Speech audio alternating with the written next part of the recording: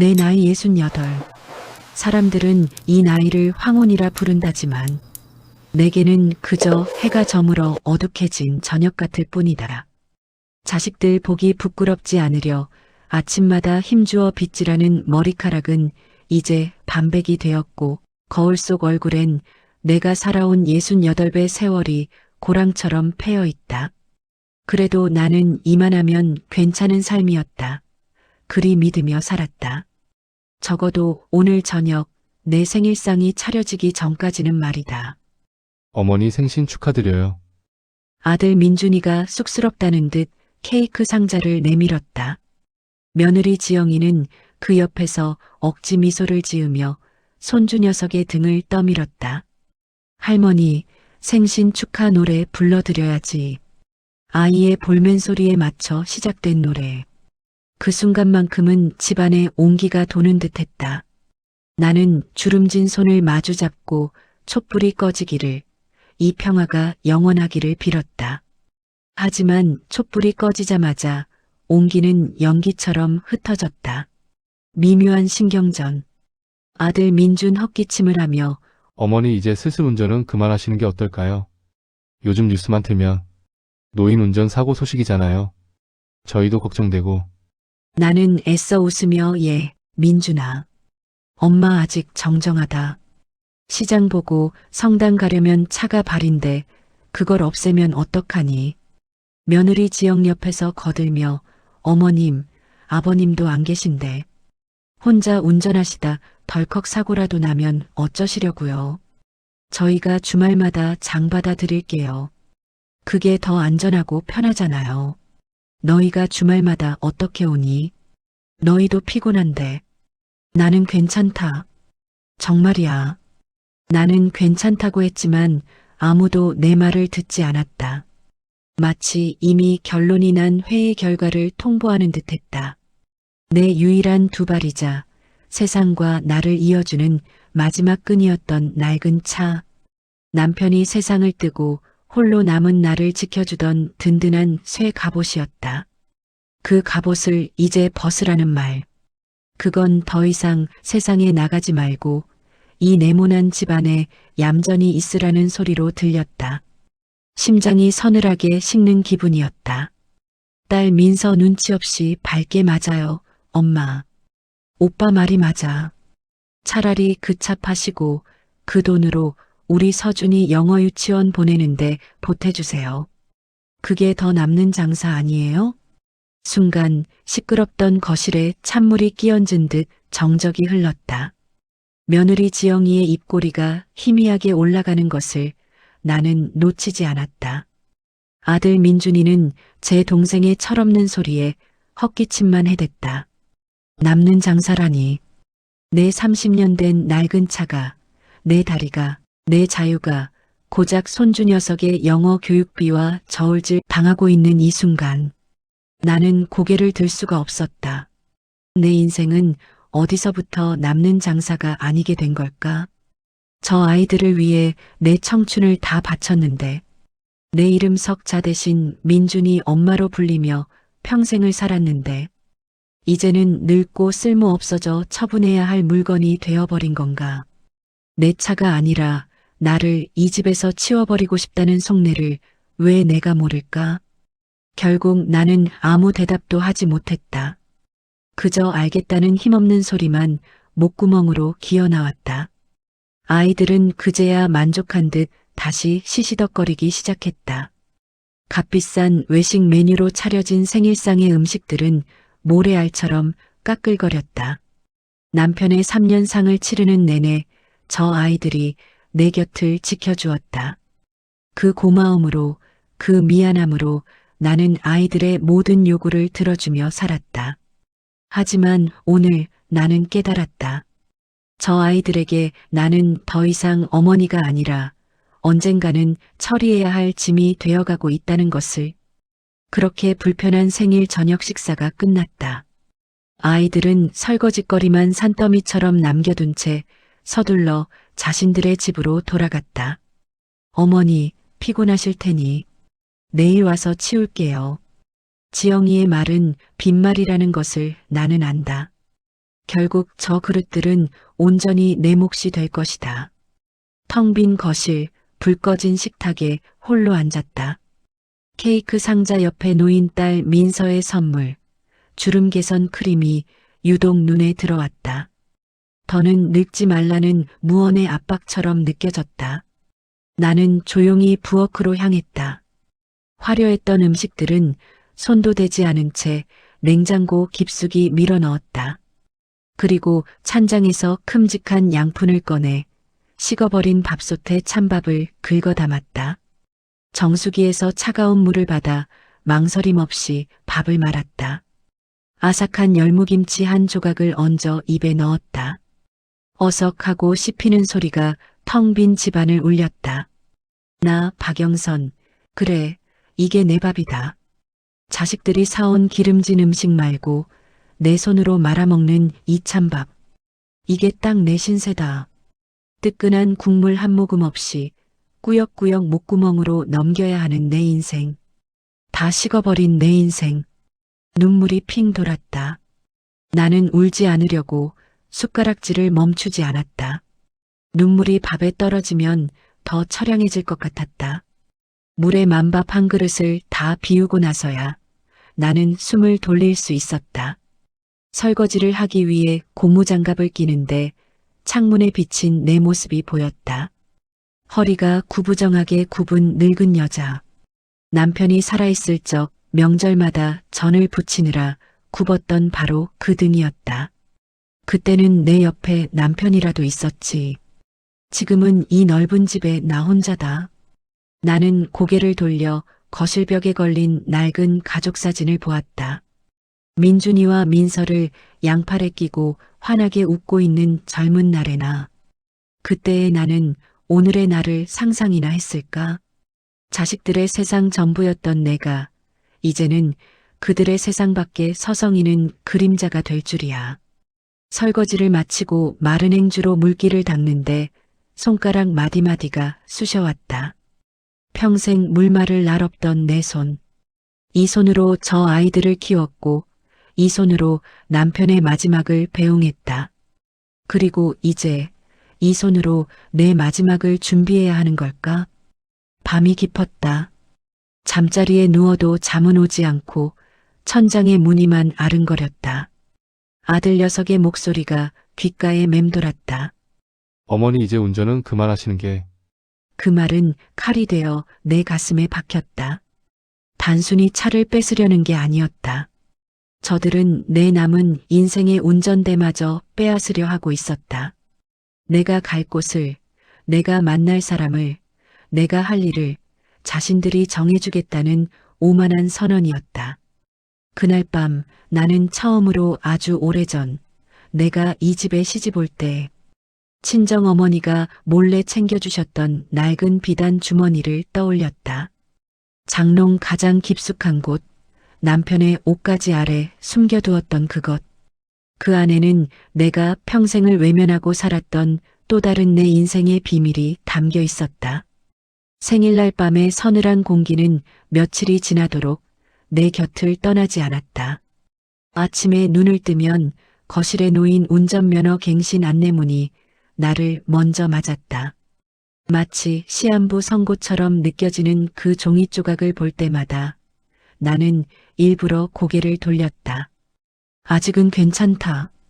아직은 내 두 발로, 내 의지로 움직일 수 있다. 그 생각 하나로 간신히 하루를 버텨냈다. 자식들은 그날 이후 내 차에 대해 더는 말을 꺼내지 않았지만 그 침묵은 언제 터질지 모르는 폭탄의 초침 소리처럼 내 귓가를 맴돌았다. 평일 오전 아들 내외는 맞벌이를 핑계로 5살 손주 서준이를 우리 집에 맡기곤 했다. 어머니, 서준이 오늘 유치원 쉬는 날이라서요. 점심만 좀 챙겨주세요. 며느리 지영이는 현관문 앞에서 서준이를 내게 떠넘기듯 안기고는 늘 바쁘게 사라졌다. 아이를 돌보는 일은 고되기보다 기쁨이었다. 녀석의 작은 손을 잡고 동네 놀이터를 거닐 때면 나는 잠시나마 내 나이와 서러움을 잊을 수 있었다. 아이의 웃음소리는 텅 빈 집에 온기를 채우는 유일한 난로였다. 그날도 나는 서준이와 함께였다. 할머니, 비행기. 더 높이.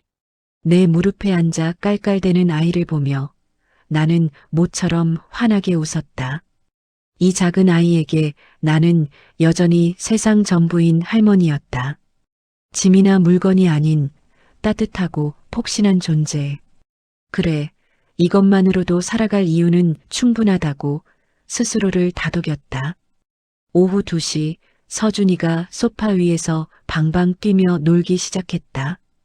서준아, 그러다 다친다. 이리 내려와. 할미랑 그림 그릴까?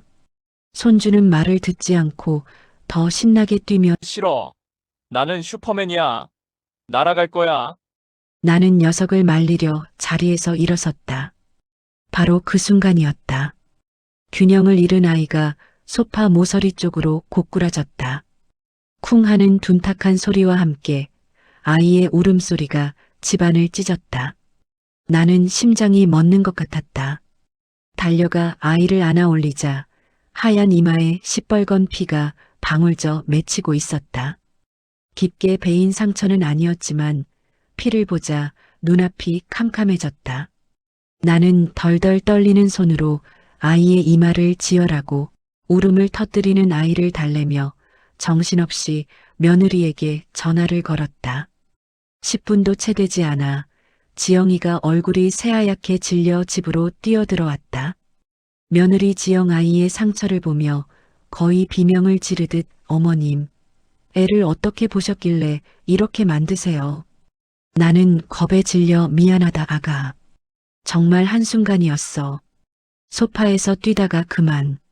며느리 지영은 내 말을 자르며 한순간이요? 애를 보실 거면 똑바로 보셨어야죠. 눈을 어디다 두고 계셨던 거예요?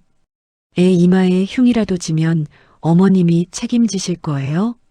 지영이의 목소리는 칼날처럼 날카로웠다. 나는 미안하다는 말 외에는 아무 말도 할 수 없었다. 내 품에서 아이를 낚아채듯 뺏어든 지영이는 병원에 가야 한다며 허둥지둥 겉옷을 챙겼다. 그 모습을 멍하니 보고만 있는데 퇴근길에 연락을 받고 달려온 아들 민준이가 들어왔다. 아들 민준은 상황을 파악하고는 나를 쳐다보며 어머니 도대체 어떻게 된 거예요? 지영이한테 전화 받고 얼마나 놀랐는지 아세요? 나는 거의 울먹이며 내가 잠시 한눈을 팔아서 나는 아들이 내 편이 되어주길 바랐다. 어머니도 놀라셨죠. 괜찮아요. 그 한마디면 충분했다. 하지만 아들은 싸늘한 눈으로 나를 한번 훑어보더니 지영이와 서준이에게로 향했다. 아들 민주는 아내를 다독이며 일단 병원부터 가자. 내가 운전할게. 어머니는 그냥 집에 계세요. 같이 가시면 더 복잡해지기만 하니까. 아들의 그 말이 내 가슴을 후벼 팠다. 나는 사고를 친 노인, 도움이 되기는커녕 방해만 되는 늙은이. 그것이 지금 내 아들 눈에 비친 내 모습이었다. 내 속마음 복잡해진다고? 내가 내 어미인데 내 아들을 키우기 위해 내 모든 걸 바친 이 어미가 이제는 너희들 인생의 거추장스러운 존재일 뿐이더냐. 평생 너희의 뒤치다꺼리를 하며 살아왔는데 손주 녀석 이마에 작은 상처 하나가 내 평생의 헌신을 이렇게 간단히 무너뜨리는구나. 그래, 나는 이제 쓸모가 다한 게 맞다. 현관문이 쾅 하고 닫히는 소리가 유난히 크게 울렸다. 순식간에 집안은 다시 정막에 휩싸였다. 나는 그 자리에 한참을 서 있었다. 아이의 울음소리가 잦아들자 지영이의 비난과 아들의 차가운 목소리가 메아리처럼 귓전을 맴돌았다. 바닥에 떨어진 핏방울 두어 개가 보였다. 나는 휴지를 뽑아 그것을 닦아냈다. 피는 쉽게 닦였지만 내 마음에 새겨진 상처는 지워지지 않았다. 평생을 자식 걱정에 노심초사하며 살았다. 저것들이 감기라도 걸릴세라 밤새 머리맡을 지켰고 넘어져 무릎이 깨지면 내 살이 찢어진 듯 아파했다. 그런데 이제 나는 내 손주 하나 제대로 건사 못하는 무능한 늙은이가 되었다. 나는 힘없이 소파에 주저앉았다. 서준이가 뛰놀던 쿠션이 푹 꺼져 있었다. 아이의 체온이 아직 남아있는 듯했다. 그 온기가 오히려 내 가슴을 시리게 했다. 이제 나는 저 아이를 마음 편히 안아줄 수도 없겠구나. 저 아이의 이마에 남을지 모르는 작은 흉터는 평생 나를 따라다니는 주홍 글씨가 될 것이다. 할머니 때문에 생긴 상처. 그날 밤 아이들은 돌아오지 않았다. 서준이 이마 꿰맸어요. 오늘은 처가에서 자고 갈게요. 아들에게서 온 문자 메시지는 짧고 차가웠다. 안부를 묻는 말 한마디 없었다. 그들은 나를 완벽하게 고립시켰다. 나는 저녁도 거른 채 어둠이 내린 거실에 홀로 앉아 있었다. 낮에 있었던 일이 꿈처럼 아득했다. 아니, 꿈이었으면 좋겠다. 자정이 넘은 시각, 나는 조용히 안방으로 들어갔다. 그리고 망설임 없이 장롱문을 열었다. 맨 아래 칸, 남편의 두꺼운 겨울 외투들 밑에 손을 넣어 더듬거렸다. 손끝에 익숙한 감촉의 낡은 보자기가 잡혔다. 나는 그것을 조심스럽게 꺼내 들었다. 보자기를 풀자 그 안에서 작은 여행 가방이 나왔다. 남편이 죽고 이 집에 정말 혼자가 되었다고 느꼈을 때 언젠가 떠날 나를 위해 미리 싸두었던 가방이었다. 그리고 그날 밤 나는 그 가방을 열어 짐을 다시 꾸리기 시작했다. 속옷 몇 벌, 낡은 스웨터, 그리고 장롱 깊숙한 곳에 숨겨두었던 작은 비단 주머니. 그 주머니 속에는 빛바랜 아기 베넷 저고리 하나가 고이 접혀 있었다. 이 집에서 나의 역할은 이제 끝났다. 더 이상 나는 어머니도 할머니도 아니었다. 나는 그저 금이 간 손주 이마처럼 가족들에게 흠집만 내는 존재일 뿐이었다. 가방을 닫는 순간 나는 결심했다. 이 지긋지긋한 짐의 역할을 끝내겠다고.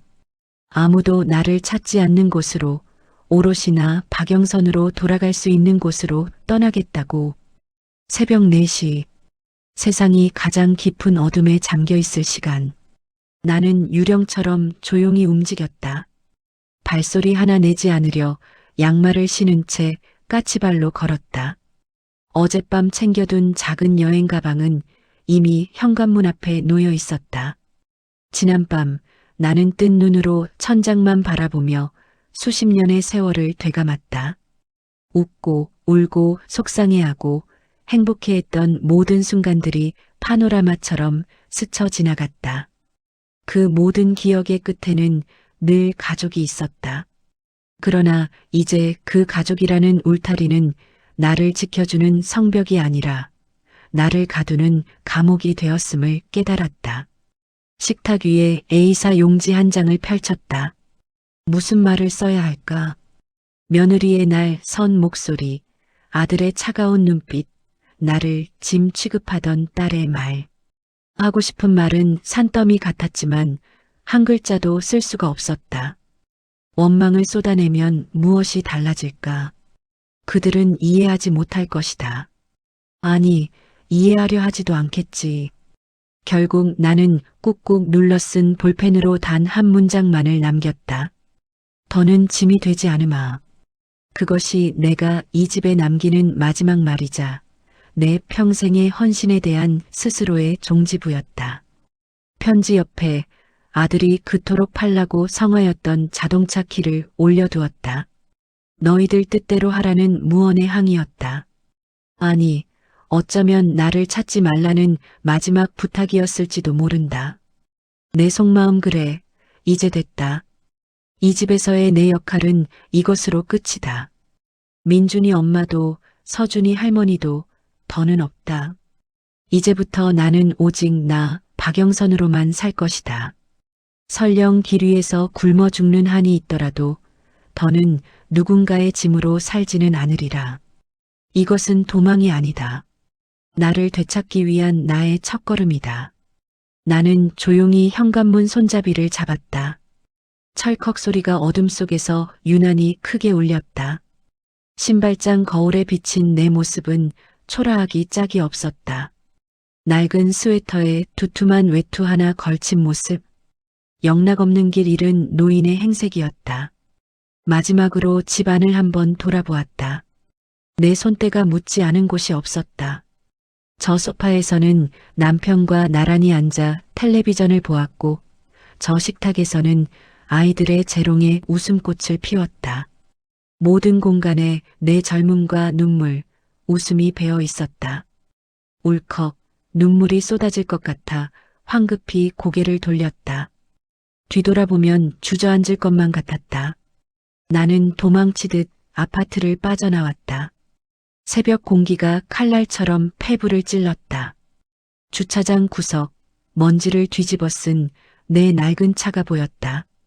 자식들이 흠집이 많아 창피하다고 말하던 군데군데 녹이 쓴 20년 된 내 늙은 애마.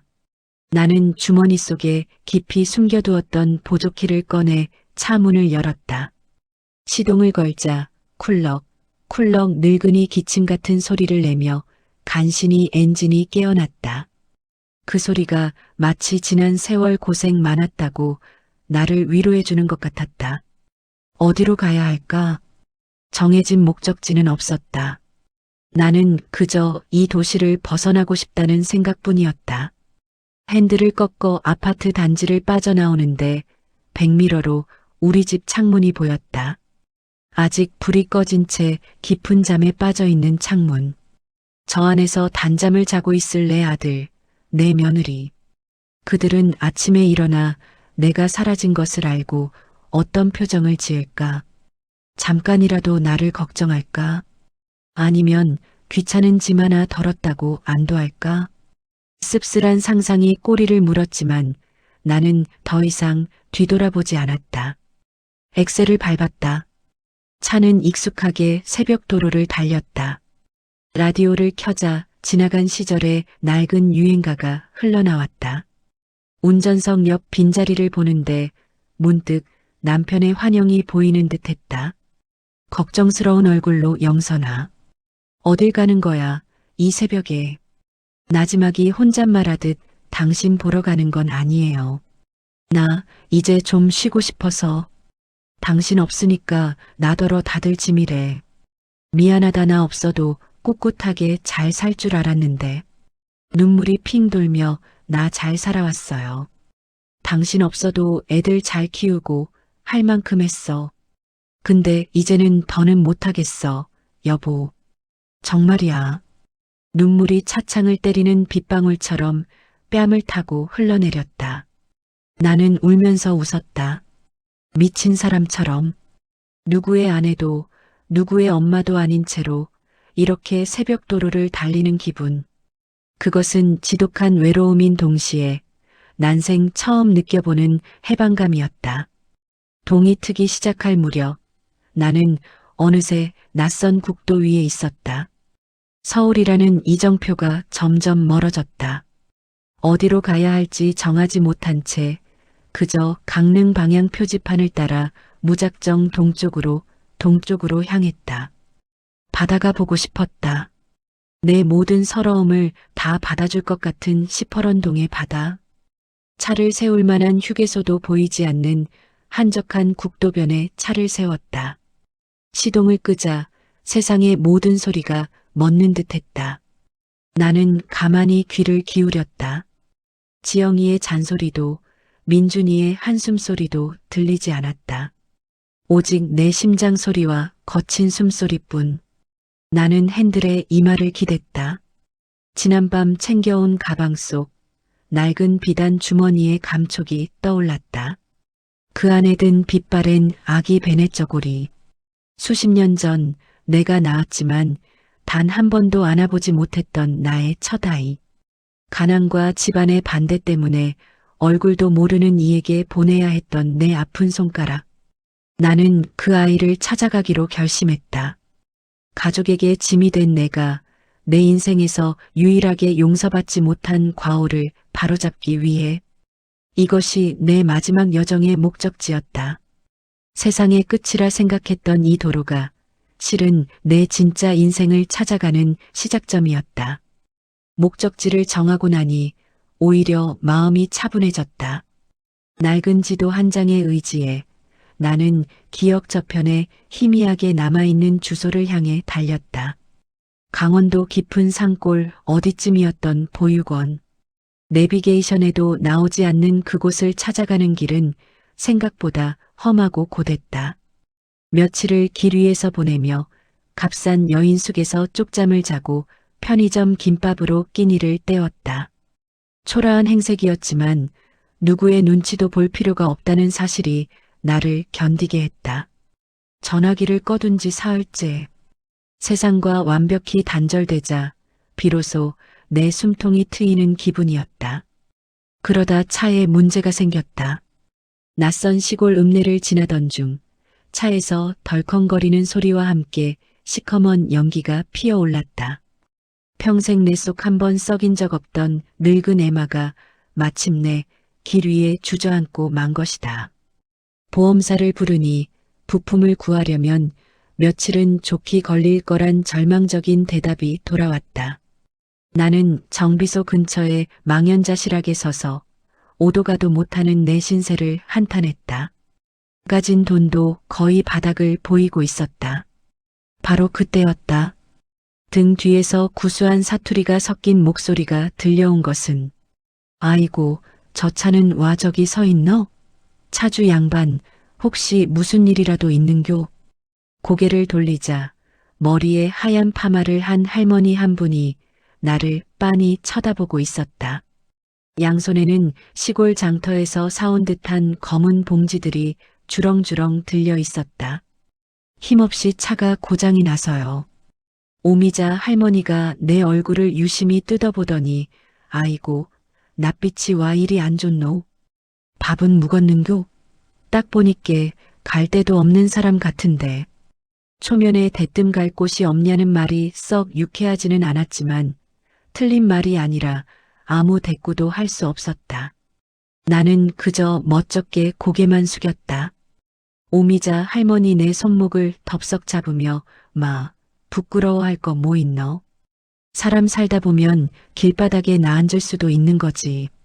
우리 집 가서 뜨신 밥이나 한술 뜨고 가소. 저녁 되모 날 추워진다. 나는 당황하며 아닙니다. 괜찮습니다.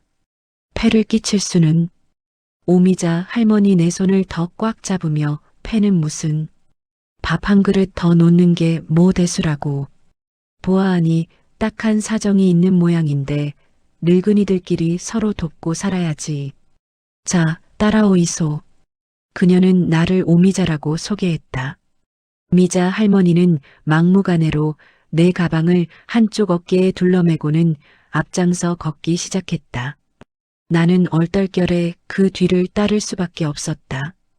그녀의 작은 집은 읍내에서도 한참을 걸어 들어간 야트막한 언덕 위에 있었다. 마당에는 고추와 상추가 자라는 작은 텃밭이 있었고 볕 좋은 툇마루에는 빨간 고추가 소쿠리에 담겨 꾸덕꾸덕 말라가고 있었다. 사람 사는 냄새가 물씬 나는 집이었다. 미자 할머니는 군말 없이 밥상을 차려주었다. 갓 지은 쌀밥에 보글보글 끓는 된장찌개, 그리고 마당 텃밭에서 갓 딴 듯한 싱싱한 쌈 채소 몇 가지. 별것 없는 밥상이었지만 며칠 만에 먹는 따뜻한 집밥에 나도 모르게 눈물이 핑 돌았다. 오미자 할머니 내 밥그릇에 김치 한 조각을 얹어주며 천천히 묵으라.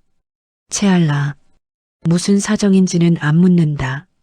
살다 보면 말 못할 사정 하나 없는 사람이 어디 있겠노. 그냥 이 늙은이 집이 네 집이다 생각하고 차 고칠 때까지만이라도 편히 쉬다 가소. 그녀는 정말 아무것도 묻지 않았다. 그저 묵묵히 밥을 먹는 내 옆에서 자신의 밥그릇을 비울 뿐이었다. 그 무심한 배려가 수백 마디의 위로보다 더 따뜻하게 내 가슴을 적셨다. 그날 밤 나는 미자 할머니가 내어준 아랫목 따뜻한 방에서 며칠 만에 처음으로 깊은 잠을 잤다. 다음 날부터 나는 미자 할머니를 따라 텃밭일을 거들었다. 잡초를 뽑고 물을 주고 다 익은 방울토마토를 땄다. 흙을 만지고 햇볕을 쬐니 잿빛이던 내 마음에 조금씩 생기가 돌기 시작했다. 우리는 함께 장터에 나가 콩나물을 사고 툇마루에 나란히 앉아 다듬으며 시시콜콜한 이야기를 나눴다. 오미자 할머니 콩나물 대가리를 떼며 근디 아까부터 보니께 서울 말씨 쓰는 게 보통 양반은 아닌 것 같은데. 자식들 다 서울에 있는교? 나는 멈칫하다가네. 아들 하나, 딸 하나 있어요. 오미자 할머니 내 눈치를 한번 보더니 있으나 만화 한 자식들이구먼. 이리 어미를 혼자 내돌리는 거 보니 내 속으로 낳았다고 다 내 새끼가 아니여. 어떨 땐 남보다도 못하지. 그녀의 툭 던지는 말에 굳게 닫혀있던 내 마음의 빗장이 스르르 풀리는 기분이었다. 나는 처음으로 내 이야기를 털어놓았다. 짐 취급당한 생일날의 서러움, 손주 이마의 상처 때문에 죄인이 되었던 날의 비참함. 내 이야기를 듣는 내내 미자 할머니는 아무 말 없이 콩나물만 다듬었다. 내 속마음으로 이상하다. 핏줄 하나 섞이지 않은 이 늙은이 앞에서 나는 왜 평생을 함께 산 내 자식들 앞에서보다 더 솔직해지는 걸까? 내 상처를 드러내도 비웃거나 동정하지 않을 거라는 믿음. 어쩌면 내가 가족에게 그토록 바랐던 것은 대단한 효도가 아니라 그저 이런 따뜻한 무심함이었는지도 모른다. 내 이야기가 끝나자 미자 할머니는 다듬은 콩나물을 물에 헹구며 툭 한마디를 던졌다. 오미자 할머니 잘 나왔다. 아주 잘 나왔어. 거기는 영선 씨가 있을 자리가 아니었어. 자식 새끼들도 지 어미가 한 번쯤은 없어져 봐야 그 자리가 얼마나 크고 허전한지 아는 법이여. 그녀는 나를 민준이 엄마나 할머니가 아닌 영선 씨라고 불러주었다. 수십 년 만에 들어보는 온전한 내 이름이었다. 그 순간 나는 잊고 있던 젊은 날의 박영선을 떠올렸다. 결혼 전 친구들과 깔깔대며 명동거리를 누비던 20살의 나. 첫 월급을 타서 부모님께 빨간 내복을 사드리던 25의 나. 그녀 옆에 있으니 나는 더 이상 짐이 된 늙은이가 아니라 그저 인생의 한 고비를 넘고 있는 박영선이 될 수 있었다. 며칠이 흘러 차가 다 고쳐졌다는 연락이 왔다. 떠나야 할 시간이었다. 나는 미자 할머니에게 차비에 보탰으라며 얼마 되지 않는 돈을 내밀었지만 그녀는 손사래를 치며 내 손에 삶은 옥수수 2개를 쥐어주었다. 오미자 할머니 돈은 무슨. 가다가 배고플 때 먹으라. 근데 영선 씨 진짜 가야 할 곳은 찾았는가? 민들레 홀씨처럼 바람 따라 떠도는 것도 하루 이틀이지. 뿌리 내릴 곳을 찾아야지. 그녀의 말이 내 마음을 꿰뚫었다. 나는 잠시 망설이다. 내 여정의 진짜 목적지를 털어놓았다. 수십 년 전 떠나보낸 첫 아이, 그리고 그 아이를 보냈던 보육원의 이름을. 내 이야기를 듣던 미자 할머니의 눈이 동그래졌다. 오미자 할머니 뭐라고? 은혜 보육원? 아이고, 세상에 영선 씨. 거기는 없어진 지가 10년도 더 넘었어. 어머니가 사라진 것을 처음 발견한 것은 아내 지영이었다. 어머님, 저희 왔어요. 주말 아침 장을 봐서 들른 집은 텅 비어 있었다. 싸늘하게 식은 공기, 인기척 하나 없는 적막함. 처음엔 을의 성당이라도 가셨겠거니 대수롭지 않게 생각했다. 하지만 식탁 위에 놓인 짧은 편지 한 장을 발견한 순간 모든 것이 잘못되었음을 직감했다. 더는 짐이 되지 않으마. 그 짤막한 문장은 비수처럼 날아와 내 가슴에 박혔다. 어머니의 글씨체였다. 그 옆에는 자동차 키가 놓여 있었다. 우리가 그토록 팔라고 성하였던 바로 그 차 키. 이건 명백한 시위였다. 아내 지영이의 얼굴이 하얗게 질렸다. 여보, 어떻게 어머님 정말 집 나가신 거야? 나는 애써 태어난 척했지만 심장이 쿵쾅거렸다. 어디 가셨겠어? 화나서 근처 친구분 댁에라도 가셨겠지. 나는 그렇게 중얼거리며 어머니의 휴대전화로 전화를 걸었다. 신호음은 들리지 않았다. 전원이 꺼져 있어 차가운 기계음만이 돌아왔다. 그 순간 진짜 공포가 엄습했다. 상황의 심각성을 깨닫고 동생 민서에게 전화를 걸었다. 민서는 대뜸 짜증부터 냈다. 딸 민서 전화 너머로 뭐? 엄마가 집을 나갔다고? 아니, 오빠랑 새언니가 대체 뭘 어떻게 했길래 엄마가 집까지 나가? 낙인민주는 울컥하며 너는 뭘 잘했다고. 큰 소리야. 생신날 와서 차 팔아서 영어 유치원 보내자는 소리 한 게 누군데. 딸 민서 그건 농담이었잖아. 그걸 진짜로 마음에 담아두셨겠어? 얼마 전에 서준이 다친 것 때문에 새언니가 뭐라고 한 거 아니야? 아내 지영이가 옆에서 내 눈치를 살폈다. 전화기 너머로도 느껴지는 민서의 비난에 얼굴이 화끈거렸다. 우리는 서로에게 책임을 떠넘기기 바빴다. 어머니를 걱정하기보다 이 사태의 원흉이 되는 것을 피하고 싶었다. 결국 우리는 각자 어머니 친구분들께 전화를 돌려보기로 하고 허둥지둥 전화를 끊었다. 하지만 돌아오는 대답은 모두 같았다. 영선이 연락 없었는데? 시간이 흐를수록 불안은 증폭됐다. 우리는 어머니의 방을 뒤지기 시작했다. 실종 신고라도 하려면 단서가 필요했다. 지영이는 옷장을 열었고 나는 서랍을 열었다. 어머니의 공간은 언제나처럼 반듯하게 정돈되어 있었다. 평생을 그렇게 사셨다. 흐트러짐 없는 삶. 하지만 그 단정함이 오늘따라 나를 더 불안하게 만들었다. 마치 모든 것을 정리하고 떠난 사람의 방처럼 느껴졌다. 며느리 지영 옷장을 뒤지다 말고 여보, 이상해. 어머님 외출복이 몇 벌 없어졌어. 그리고 저 가방도 원래 저기 있던 거 아니지? 지영이가 가리킨 곳에는 낡은 여행 가방이 있어야 할 장롱 위 공간이 텅 비어 있었다. 나는 마른 침을 삼키며 마지막 서랍을 열었다. 서랍 안에는 앨범과 낡은 편지 뭉치들이 들어 있었다. 그리고 그 아래 무언가 딱딱한 것이 손에 잡혔다. 그것은 낡고 작은 나무 상자였다. 자물쇠도 없는 상자를 열자 향긋한 조명 냄새와 함께 하얀 천 뭉치가 모습을 드러냈다. 조심스럽게 풀어보자 그것은 손바닥만 한 크기의 아기 베네저고리였다. 세월의 흔적으로 누렇게 변색되었지만 한 땀 한 땀 정성 들여 만든 것이 분명했다. 내 것도 민서의 것도 아니었다. 우리 남매의 베네저고리는 어머니가 액자에 고이 넣어 보관하고 계셨으니까. 딸 민서 뒤늦게 집에 도착해 그 광경을 보며 이게 뭐야? 나는 대답할 수 없었다. 베네저고리 아래에는 빛바랜 편지 한 통이 더 있었다. 낯선 필체의 편지였다. 떨리는 손으로 편지를 펼쳤다.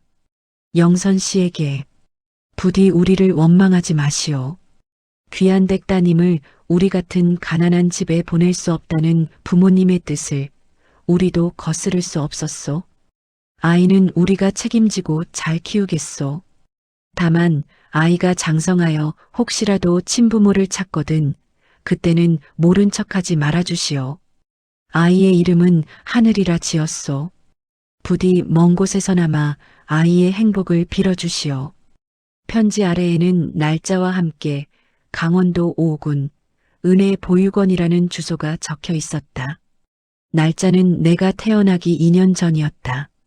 아들 김민준의 속마음 이게 무슨 소리야. 어머니에게 우리 말고 다른 아이가 있었다고?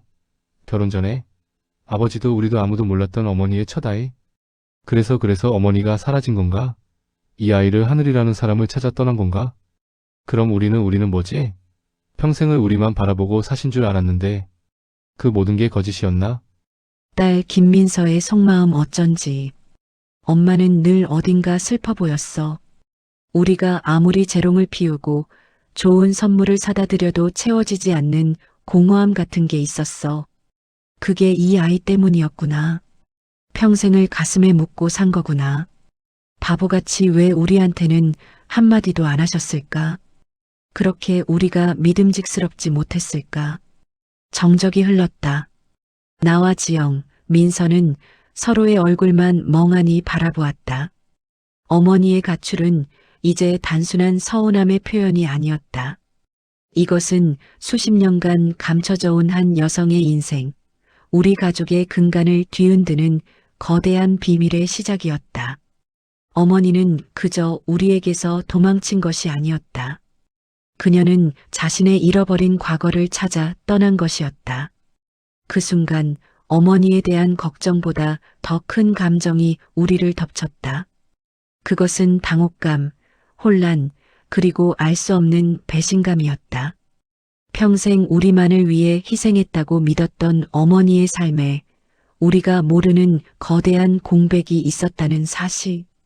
그것은 우리 남매가 단 한 번도 상상해 본 적 없는 우리 가족사의 완전한 재구성이었다. 아내 지영이는 벤의 저고리를 든 내 손을 조용히 내려놓았다. 그녀의 눈빛은 복잡했다. 시어머니에 대한 연민, 그리고 이 복잡한 가족사에 얽히고 싶지 않다는 거리감이 동시에 담겨 있었다. 나는 깨달았다. 어머니의 가출은 이제 시작일 뿐이라는 것을. 그리고 이 낡은 베네 저고리 하나가 우리 가족을 송두리째 흔들어 놓을 것이라는 사실을. 없어진 지가 10년도 더 넘었어. 미자 씨의 그 말은 내 머리를 후려치는 망치 같았다. 심장이 쿵 하고 바닥으로 떨어지는 소리가 들렸다. 나는 애써 웃으며 되물었다. 아닐 거예요. 잘못하셨겠죠. 다른 곳으로 이사라도 갔겠죠. 하지만 단호하게 고개를 젓는 그녀의 얼굴에서 나는 내 마지막 희망이 산산조각 났음을 직감했다. 수십 년 만에 처음으로 용기를 내어 찾아온 길이었다. 내 평생의 회한을 풀 수 있는 유일한 문이었다. 그런데 그 문은 내가 도착하기도 전에 이미 사라지고 없었다. 나는 미자 씨에게 고맙다는 인사도 제대로 못한 채 넋이 나간 사람처럼 다시 차에 올랐다. 그녀가 쥐어준 삶은 옥수수는 운전석 옆자리에 덩그러니 놓여 있었다. 옥수수의 구수한 냄새가 오히려 헛헛한 내 속을 더 쓰리게 만들었다.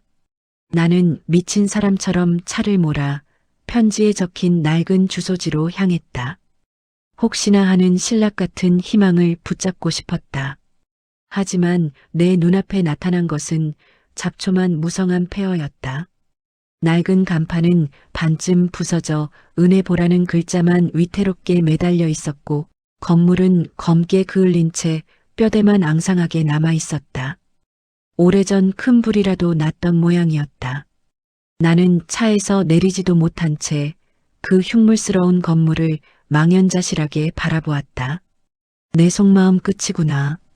정말로 다 끝났어. 이 아이를 찾을 수만 있다면, 그래서 미안했다.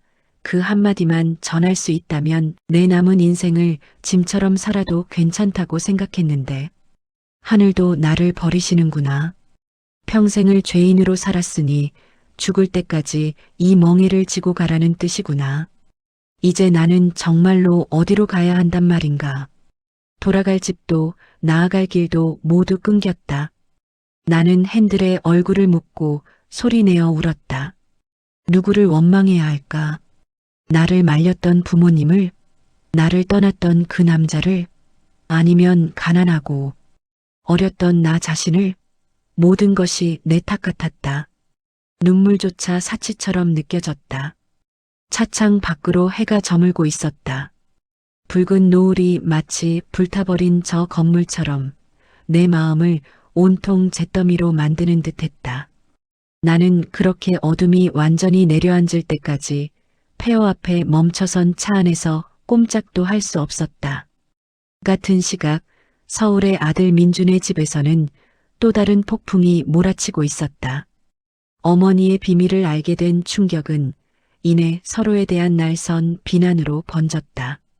딸 민서 울분이 터진 목소리로 그러니까 엄마가 왜 집을 나갔겠어.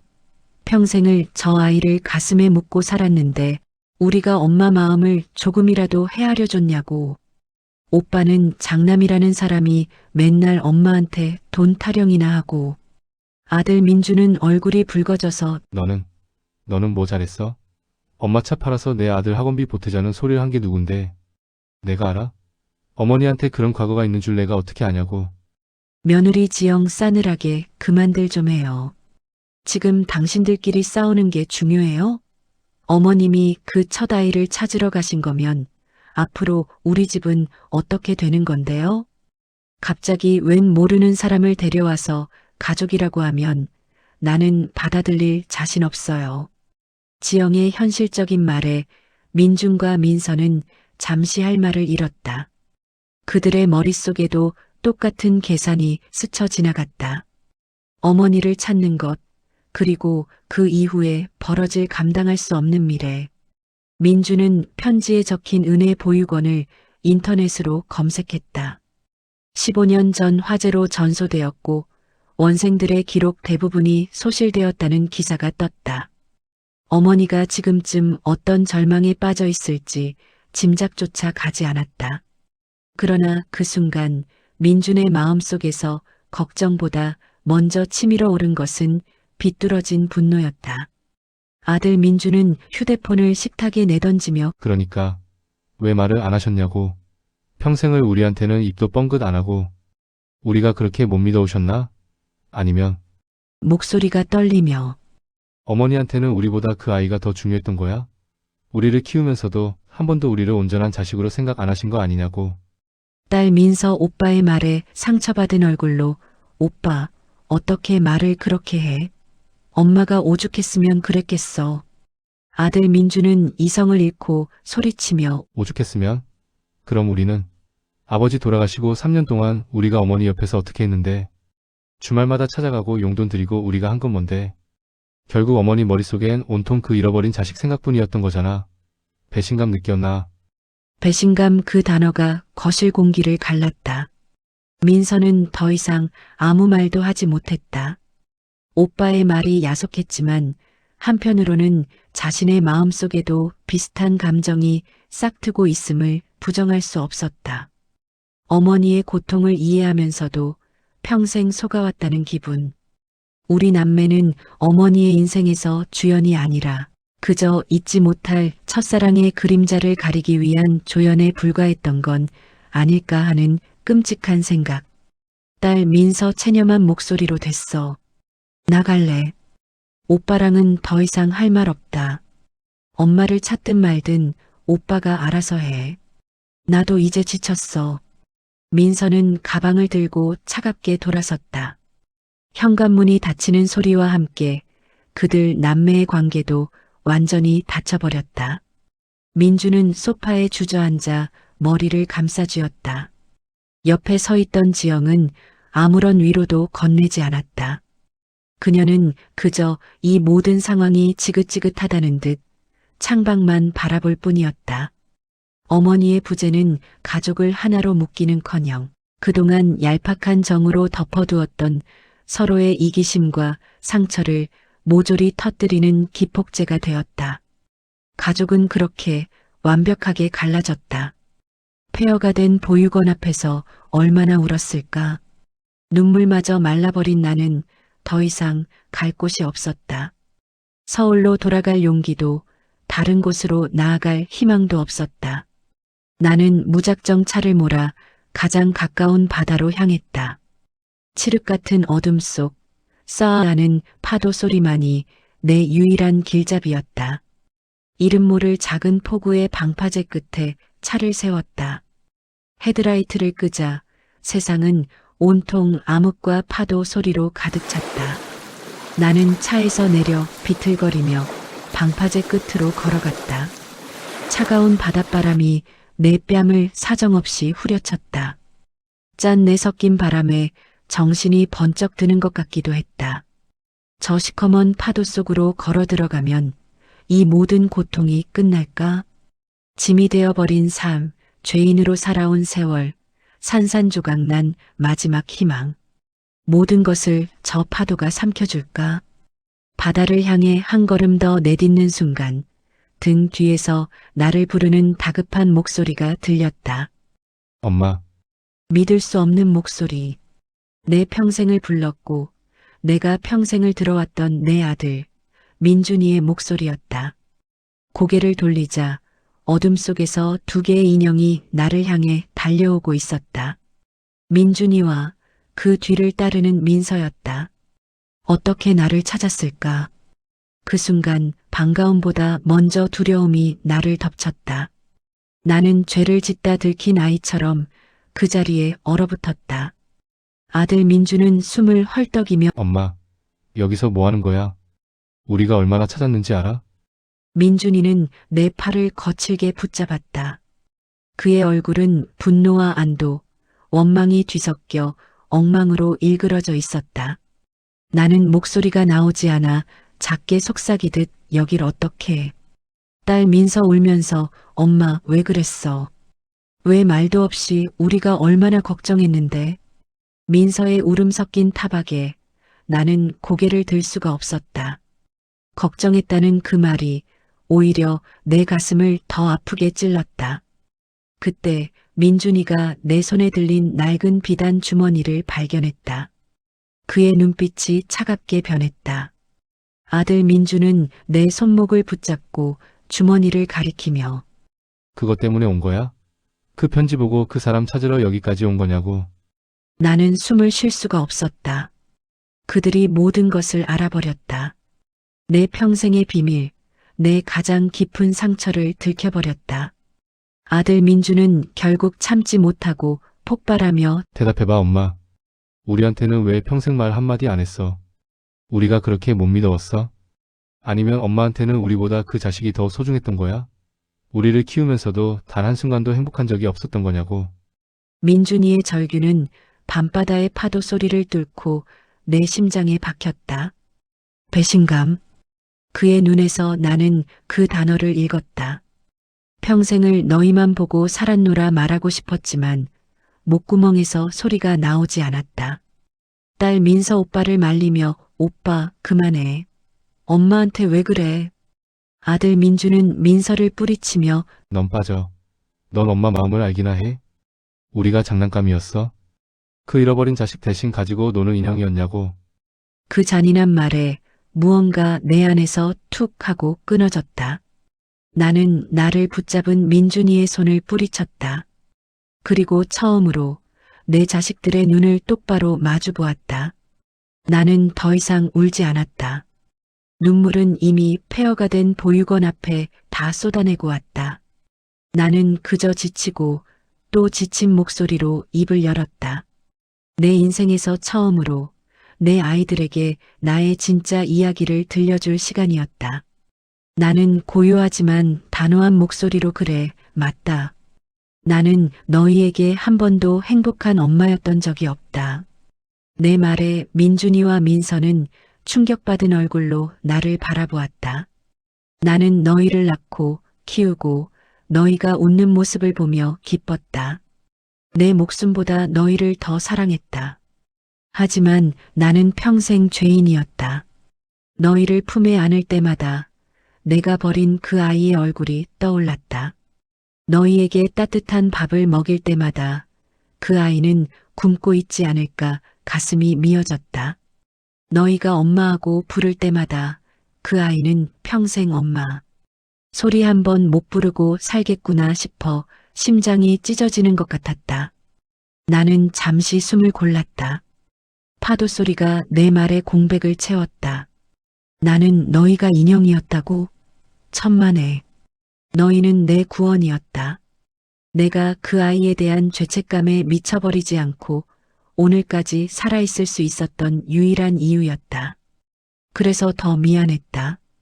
너희를 온전히 사랑해주지 못해서 너희의 웃음 뒤에서 다른 아이를 떠올리는 못난 엄마라서 그래서 더 악착같이 너희를 위해 살았다. 내 죄를 씻기 위해서 너희를 세상에서 가장 행복한 아이들로 키우면 하늘이 내 죄를 조금이라도 용서해 줄까 싶어서 나는 낡은 비단 주머니를 품에 꼭 안았다.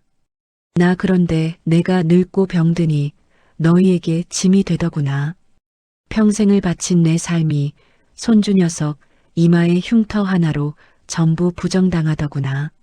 내 유일한 발이 되어주던 낡은 차마저 너희의 앞길에 방해가 될 뿐이었다. 그때 깨달았다. 이제 너희에게는 더 이상 내가 필요 없구나. 내 역할은 끝났구나. 나는 내 아들의 눈을, 내 딸의 눈을 차례로 바라보았다. 그들의 눈에 맺힌 것은 더 이상 분노가 아니었다. 처음 보는 혼란과 슬픔이었다. 그래서 떠나온 거다. 더는 짐이 되지 않기 위해서, 그리고 내 인생이 끝나기 전에 단 한 번이라도 나를 용서하고 싶어서 그 아이를 찾아서 얼굴도 기억나지 않는 내 첫 자식에게 미안했다. 그 한마디를 하고 싶었다. 그 아이를 위한 것이 아니었다. 나를 위한 것이었다. 평생을 죄인으로 살아온 나 박영선이라는 사람에게 내가 해줄 수 있는 마지막 선물이었다.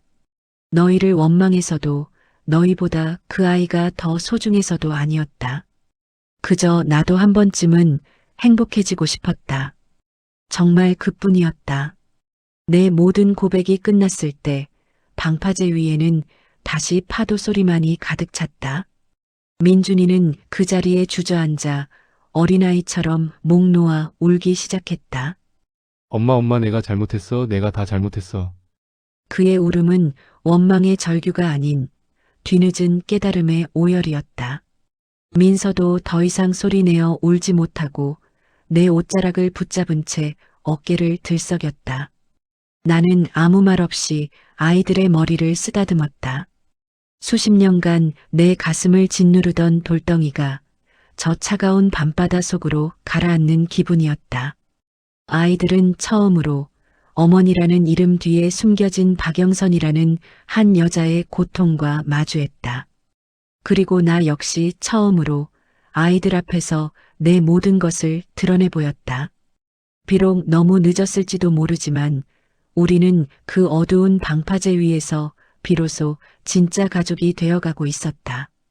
그날 밤 우리는 방파제 앞 작은 민박집에서 하룻밤을 묵었다. 좁은 방에 나란히 누웠지만 아무도 쉽게 잠들지 못했다. 등 돌린 아들의 어깨는 여전히 미세하게 떨리고 있었고 내 옆에 누운 딸은 갓난아기처럼 내 팔을 꼭 붙들고 잠이 들었다. 나는 뜬 눈으로 밤을 새우며 창문 너머로 들려오는 파도 소리를 들었다. 어젯밤 나를 삼킬 듯 덤벼들던 그 파도 소리가 이제는 내 오랜 상처를 씻어주는 자장가처럼 들렸다. 수십 년 만에 처음으로 나는 죄책감 없는 아침을 맞이할 수 있을 것 같았다. 다음 날 아침 우리는 말없이 바닷가를 걸었다. 어색한 침묵이 흘렀지만 그 침묵은 더 이상 차갑지 않았다. 서로에게 차마 하지 못하는 미안함과 아직은 서툰 이해의 무게가 담긴 따뜻하고 묵직한 침묵이었다. 민준이가 먼저 입을 열었다. 아들 민준은 바다를 보며 나지막이 엄마, 우리가 같이 가보자. 엄마 첫 아이. 그분 하늘이 형님이라고 해야 하나? 그분이 묻혔을지도 모를 곳이라도. 나는 아들의 말에 고개를 들어 그를 바라보았다. 아들은 여전히 내 눈을 잘 마주치지 못했지만 그의 목소리에는 진심이 담겨 있었다. 민서도 조용히 고개를 끄덕였다. 우리는 수소문 끝에 은혜 보육원 화재 당시 신원미상으로 사망한 이들이 묻힌 공동묘지를 찾아갔다. 이름도 얼굴도 없는 묘비들 앞에 섰을 때 나는 비로소 참았던 눈물을 터뜨렸다. 내 아이가 이곳에 잠들어 있는지 아니면 세상 어딘가에서 잘 살고 있는지 나는 영영 알 수 없을 것이다. 하지만 이제는 괜찮았다. 내 곁에 나와 함께 울어주는 또 다른 내 아이들이 있었으니까. 나는 품속에서 낡은 베넷 저고리를 꺼냈다. 그리고 그것을 작은 나무 상자에 다시 넣어 이름 없는 묘비 하나 앞에 조심스럽게 묻었다. 나는 흙을 덮으며 혼잣말처럼 아가, 이제 편히 쉬렴. 엄마가 너무 늦게 와서 미안하다. 다음 생에는 부디 좋은 부모 만나서 사랑 듬뿍 받고 자라렴. 엄마는 이제 여기 이 아이들이랑 행복하게 살게. 그 모습을 지켜보던 민서가 내 어깨를 감싸 안았고 민준이는 말없이 내 등을 쓸어주었다. 그것은 내 평생의 상처에 대한 우리 가족만의 작은 장례식이었다. 우리는 한참을 그렇게 서서 서로의 온기에 기대어 긴 슬픔을 배웅했다. 서울로 돌아오는 길, 차 안의 분위기는 사뭇 달랐다. 민준이는 운전을 하는 내내 백미러로 내 표정을 살폈고 민서는 내 손을 잡고 조잘조잘 자신의 회사 이야기를 늘어놓았다. 마치 내가 없는 동안 밀린 이야기를 다 하려는 사람처럼. 나는 그 평범한 일상의 대화 속에서 내가 다시 가족의 안으로 돌아왔음을 느꼈다. 집에 도착하자 며느리 지영이가 우리를 기다리고 있었다. 그녀는 퉁퉁 부은 내 눈을 보더니 아무 말 없이 다가와 내 손을 잡았다. 며느리 지영 작은 목소리로 어머니 고생하셨어요. 따뜻한 물 받아놨어요. 어서 씻으세요. 그녀의 눈에도 미안함과 복잡한 감정이 서려 있었다. 나는 그저 고개를 끄덕였다. 완벽한 화해는 아닐지 모른다. 상처가 아무는 데는 시간이 걸릴 것이다. 하지만 우리는 서로에게 한 걸음 다가서는 법을 배우기 시작했다. 그것만으로도 충분했다. 며칠이 지났다. 내 삶은 이전과 같았지만 모든 것이 달라져 있었다. 아침에 눈을 뜨면 더 이상 거실에 놓인 운전면허 갱신 안내문이 두렵지 않았다. 오히려 그것은 내 새로운 삶의 시작을 알리는 초대장처럼 보였다. 그날 오후 나는 결심을 굳히고 아이들을 식탁에 불러 모았다. 나 다시 운전할 거다. 내 단호한 선언에 민준이와 지영, 민서는 잠시 서로의 얼굴을 쳐다보더니 이내 민준이가 입을 열었다. 아들 민준은 멋쩍게 웃으며 엄마 그 차는 너무 낡았잖아. 위험해. 우리가 돈 모아서 새 차 한 대 뽑아줄게. 안전장치 많이 달린 걸로. 나는 고개를 저으며 아니다. 나는 이 차가 좋다. 내 지난 세월이 다 담겨 있는 차다. 너희 아빠랑 너희를 태우고 전국을 다녔던 차야. 쉽게 버릴 수 없다. 나는 내 낡은 자동차 키를 집어들었다. 대신 약속 하나는 하마. 밤에는 운전 안 할 거고 멀리 갈 때는 꼭 너희한테 이야기할게. 그래도 안 되겠니? 내 눈을 똑바로 바라보며 묻는 말에 아이들은 더 이상 아무 말도 하지 못했다. 그들은 마침내 깨달은 것이다. 이 운전대는 단순히 차를 움직이는 도구가 아니라 내 남은 인생의 방향을 결정하는 내 의지라는 것을. 내 속마음 이제야 너희들이 나를 한 사람의 박영선으로 봐주는구나. 내가 무엇을 원하고 무엇을 지키고 싶어 하는지. 참 오래도 걸렸다. 조금만 더 일찍 서로의 마음을 들여다봤더라면 이렇게 멀리 돌아오지 않아도 됐을 텐데. 그런 아쉬움이 드는 것도 사실이었다. 하지만 동시에 늦게나마 서로를 이해하게 된 것에 대한 깊은 안도감이 밀려왔다. 나는 더 이상 눈치 보는 늙은 엄마가 아니었다. 나는 내 인생의 운전대를 스스로 잡을 수 있는 존중받는 어른이었다. 그 주 주말 나는 곱게 화장을 하고 가장 아끼는 외출복을 꺼내 입었다. 그리고 내 낡은 차에 시동을 걸었다. 쿨럭거리면서도 힘차게 깨어나는 엔진 소리가 정겹게 들렸다. 나는 혼자서 미자 씨가 있는 강원도 읍내로 향했다.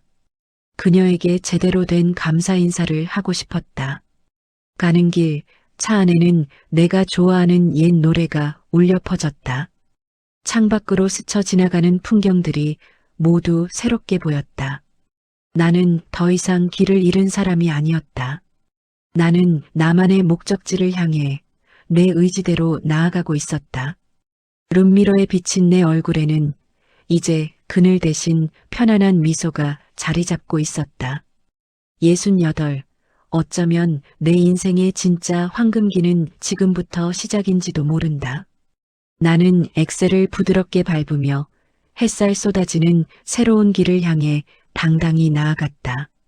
내 인생의 운전대는 오롯이 나의 것이었다.